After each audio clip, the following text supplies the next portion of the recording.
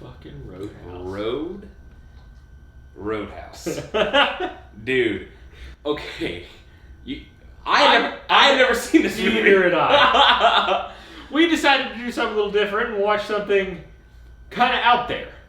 Well, this is not quite out there. It's just like a... I mean, it is out there. It's, the movie itself... And this... I'm going to go ahead and preface this. I'm not going to be able to give a grade on this. No, this is not one of those movies you grade. It's a movie that it's like, this movie is terrible. But I enjoyed damn near every minute. It is so ridiculous, but so much fun. It's very much the same reasons that I enjoy... What do you say we go nipple to nipple? Whoa, okay. The first 5 minutes of this movie, I knew I was going to have a great time when the director's name was Rowdy Harrington. I was like, okay, we're in for a treat. So then they're at that bar, and the waitress comes... Or no, the woman comes up and she's like, oh, I'd like a vodka rocks. And this gross-looking guy turns to her, he's like, vodka rocks. How about nipple to nipple? And the confidence that he had when he said that made me think, this isn't the first time that he said this. This has worked. This has worked in the past. Oh, God. And there's so much that happens in this movie. A lot happens that if you described it to someone, they would be like, okay, we gotta watch this. And Swayze crushes. So he crushes until Sam Elliott gets there. And then Sam Elliott crushes. Yeah. Well, you know what it is? The first half of this movie, you're like, Swayze is really fucking cool. He's not talking a whole lot. He's just cool. He's cool. He's kind of he's a badass. Oh yeah, I mean, he knows karate. He knows karate. He does Tai Chi. He's a bouncer that went to NYU that graduated with a degree in philosophy. How do we figure that out? It's in his medical records. What? That was insane. When you first meet Kelly Lynch playing the doctor, and she's like, you went to NYU and you graduated with a degree in philosophy, I was like, you're patching him up. What does that have to do with anything? That's not in that's not in medical records. God. But there's scenes in this movie that are filled with things like that, where if you really take a step back and you really think about what's happening, you're like, what is this? This is, it's insane. But if you just watch it and go, you enjoy it. Yeah. It's a 2-hour movie, and honestly, like, I think we both agree that the last act. Yeah, for me, it's like the last 45 minutes. Yeah, it's last third of the movie. It falls off. I wouldn't say falls off. It's in that 80s way of just taking it up a notch. But the problem is, this movie was already there, so all of a sudden it becomes so much for me. It was like almost a headache. Well, see, part of it too is Swayze through the first 2/3 of this movie. He doesn't say a whole lot. He's like he's always calm and he's collected. Mm-hmm. And then all of a sudden he's unhinged, and you're like, go. Now Ben Gazzara, like, for some reason, really gets to Swayze, and Swayze feels like, I have to be the one to stop him. Mm-hmm. Now, I understand it, because it's like, this guy needs to be stopped. He's corrupting the town. He's driving on both sides of the road. Dude, okay, that happened the first 5 minutes. I thought Swayze, because he was so cool, I thought he wasn't going to move. I thought we were about to have just a head-on collision. Because I was like, okay, this is one guy that thinks he's unstoppable, and Swayze doesn't budge for anyone. But then Swayze swerved out of the way, and I was like, damn it. But Gazzara really gets underneath his skin, and like, Swayze really starts to kind of go a little bit crazy. He does. Swayze's going crazy. Okay, he does. He does go crazy. And that's where it was like... And it's not only that he starts to lose it. By the time he starts to lose it, Sam Elliott's been introduced, and he's taken over the reins as the cool character. Yeah. And the moment Sam Elliott came on screen, I was like, I want to see more of Sam Elliott. Yeah. And he's on the screen for a good majority of the last half of the movie, but it was like, I prefer it now the movie just be about Sam Elliott. Yeah. He's effortless. He has that Brad Pitt quality where he's just effortlessly cool. Mm-hmm. But man, I will not lie. There is so much fighting and naked women. Oh, it's the 80s. The 80s in this movie. There are some movies from the 80s that are so, like, I think their purpose was like, let's try and be as politically incorrect as possible, because there's the way women are treated in this movie is insane. The way just people are talking to each other, the way they just say things that you're like, that this movie, when I say this movie wouldn't fly, I don't mean like, oh, the concept wouldn't fly. I mean 95% of the lines in this movie would not fly in today's filmmaking. There's a moment in this movie where a guy is banging a chick, and in the dark, he is in a room in the dark, and just the girl's underage too. Remember, she's under 21. Yeah, he let her in the bar. Yeah, he let her in the bar. She's under 21. He's banging her, and they're both just naked. They're going at, and he goes. His quote was, "You're gonna be my regular Saturday night thing," and she was charmed, and she thought she like started giggling. And he's just like, yeah, every Saturday night I'm going to be plowing you in this dusty closet.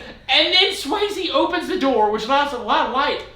And then Swayze stands there as they continue. They keep going. Yeah. It's like a dark room. Light comes in the door, and they don't stop. No. And the only time they do stop is where he's like, he says something like, y'all having fun? Or something. They're like, whoa, they like stop. They're shocked. But they are going for a while. It's a solid 10 seconds of them just doing their Saturday night thing. God. That's like the tamest part of this movie. This is a small town outside of Kansas City, right? It's a Western in terms of story structure. Well, exactly. Instead of it being a hired gun, this guy hires a bouncer. Yeah, cooler. Oh, he's a cooler, yes, because the cooler, I guess, the bouncers reins in all the bouncers in the bar. I'll be honest, that scene where he is laying down the law of the bar, Swayze, when he's cleaning up the bar, it's actually a pretty cool concept for a movie. Dude, it goes back, that first hour, the moment he has sex with Kelly Lynch, I was like, if this movie ended here, I'd be like, fucking A+ movie. It was like, great. But it became so crazy. Because the bad guy sees him sleeping with Kelly Lynch. And is like jealous. And then is jealous, and then he burns her uncle's auto store. Blows it up. Doesn't just burn it down. He blows it up. And that's the other. Ben Gazzara is getting away. Like, I understand so much. And then he's like Al Pacino. Let's talk about the monster truck. Oh my God. Also, there is a monster truck in this movie, and the way they introduce it, you would think when you see a monster truck, it'd be like 5 seconds of them truly introducing like how big it is or whatever. No, it just shows it driving up a driveway like it's no big deal. Like it's some random car and you're like, this is a fucking monster truck that they are just driving around town. And then the part where, okay, the people driving the monster truck are working under Ben Gazzara, so they are bad guys, right? Yes, and they're keeping tabs on things. And they're supposed to be looking out at the Double Deuce, and like, yes, which is the bar. Double Deuce is the bar that Patrick Swayze has now kind of renovated, and it's a new hot spot in town. Yeah.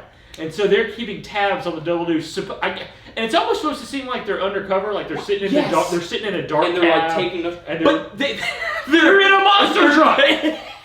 Like Swayze would walk out the front door and be like, "That's the bad guys in the monster truck." And then they drive the monster truck through a car dealership. Through the car dealership. That was around the time I was like, okay, I kind of wanted the movie to start to wrap up. Because Ben Gazzara, I said he was like Al Pacino. I didn't mean he was like Al Pacino. He's like Al Capone. Yeah. In the sense of he is getting away with murder, basically prostitution type, like drug smuggling, everything. And he's beating the crap out of the prostitutes. What? I don't know if yeah, I guess she's a prostitute. He's like a sugar daddy, I guess. She was like the lead hooker. Who strips. Yeah. That goes back to the part that we turned to each other and looked, we were like, what is... I understand Ben Gazzara not liking the fact that Patrick Swayze's cleaning up this town, right? But you would think he's bringing in more money. He's bringing in more money. So he's going to get... He's probably mad that he's not making that money. That's fine. But well, No, he's not, because the liquor that they're supplying is not his. And the guy is not giving him a cut, right? Yeah, but why? The owner of the bar? That was the other thing I didn't understand. It seemed like he was getting a cut of everything. But why would he not? Why didn't he get a cut? You would think he would. You would think as the viewer that... Well, there was that whole scene where he's skimming off the top. He's skimming off the top. And that was just the... That was the one bartender. Yeah. Who was Ben Gazzara's nephew. Mm-hmm. But then... See, that's what... I don't think Ben Gazzara was getting any money. Because it made it seem like once Swayze stood up to Ben Gazzara's, like, goons, mm-hmm. that the owner of the bar was like, you know what? I'm gonna stand up to Ben Gazzara as well.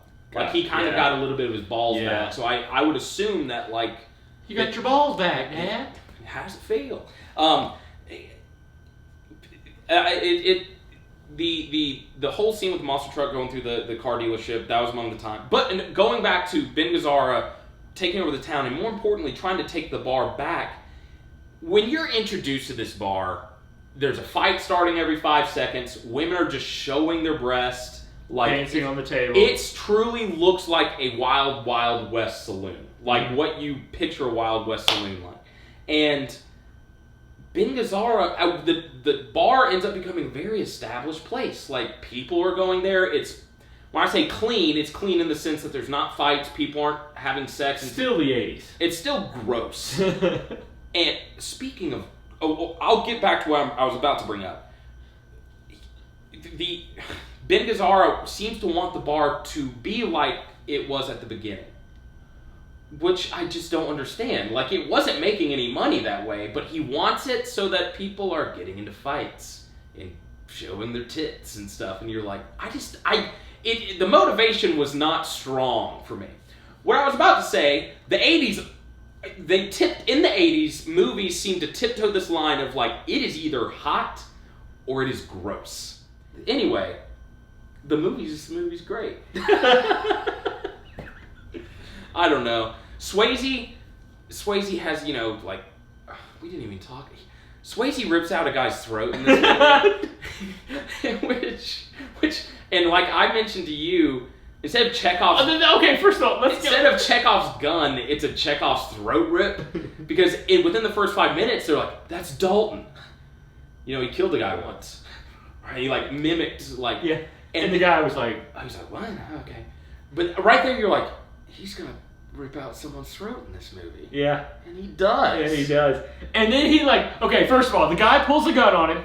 He disarms the guy. Oh, that's right. And then he rips his throat out. That's the crazy thing. And then he's thing. Like, what have I done? I've done it again. Sam Elliott and then and him. His girlfriend sees him and is like, I never want to talk to you again. She leaves. He goes on to kill 12 more people. And then she's like, no, I love you now. Not quite yet. He then was like, remember, he was like, it's time to leave the town. And she's like, I'll never go with you. No, but then before, the reason he decided to leave the town that Ben Gazzara had won was because Sam Elliott had gotten the shit knocked out of him. Mm-hmm. Then they killed Sam Elliott. Right there, that pissed me off too, because I was like, damn it, Sam Elliott's cool. Way to ruin it, Sean. What do you mean ruin it? Way to ruin Roadhouse for our viewers. Whatever. We've spoiled shit in the past. But then Swayze goes on a straight up rampage, video game style rampage in Ben Gazzara's house.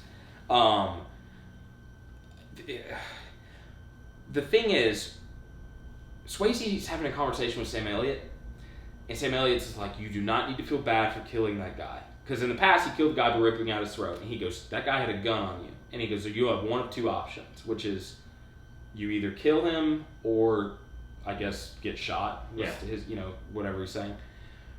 Well, in the scenario you just laid out, he disarmed the guy. So right there, you don't need to... Oh, and this guy had threatened him by saying, Oh my God. I've fucked guys like you in prison. Oh my God. And I was that like... that line was bananas. When he was, because he had Swayze like by the hair and he was like already beat him up and he was like, I used to fuck guys like you in prison. If I was Swayze, I would have been like, what are you talking about? Like, we get it. It happens. You're out of prison. Don't brag about it. He's bragging about it. Yeah. Like, oh my God. There are several lines like that in this movie where, how many times did I tell you to pause it last night? Because I was like, well, hold on. Like this, I'd like to have the screenplay of this movie to see if they have tamed it down or if it was like the day of, they like, all right, let's just go. Yeah. Let's just run with it. Because it's a wild-ass movie. I enjoyed damn near every second of it, though. Yeah. And I understand why, it's not like it's a cult following, but I understand why people do have, like when it's on, they're like, oh, I love Roadhouse. Yeah. And I get it. I totally get it. Like, I would never sit there and like recommend it like, oh, it's a great movie. But no, it's not a great movie, and I wouldn't recommend it to anyone.